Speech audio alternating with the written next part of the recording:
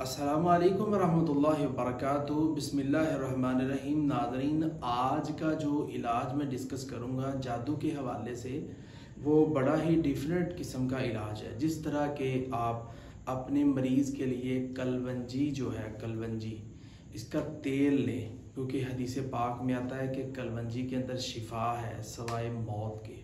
हर मर्ज़ का इलाज है इसके अंदर। इसके ऊपर दम कौन सा करना है आपने, इसके ऊपर नाजरीन आपने जो दम करना है वो है सूरह फातिहा, और इसके अलावा सूरह आराफ की आयत नंबर 117 122 तक, इसी तरह सूरह त्वाहा की आयत नंबर 68 से 69 तक। नाजरीन, इसी के अलावा सूरह यूनुस की 81-82 नंबर आए और आयात शिफा पढ़ें इसके ऊपर। इंशाअल्लाह ताला बड़ा ही मुफीद है।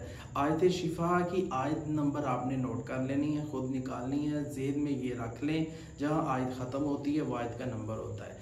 तो नाजरीन, सूरह तौबा की आयत नंबर 14, ठीक है, वयशफी सुदूरा कौमी मोमिनीन, ये आयत है। इसी तरह सूरह यूनुस की आयत नंबर 57, ये आयत शुरू होती है या अय्युहन्नास क़द जाअकुम मौइज़ा। इसी तरह सूरह नहल की आयत नंबर 69, फ़ीही शिफ़ाउन लिन्नास। इसी तरह सूरह असरा आयत नंबर 82, वनुनज़्ज़िलु मिनल कुरानि मा हुवा शिफ़ा।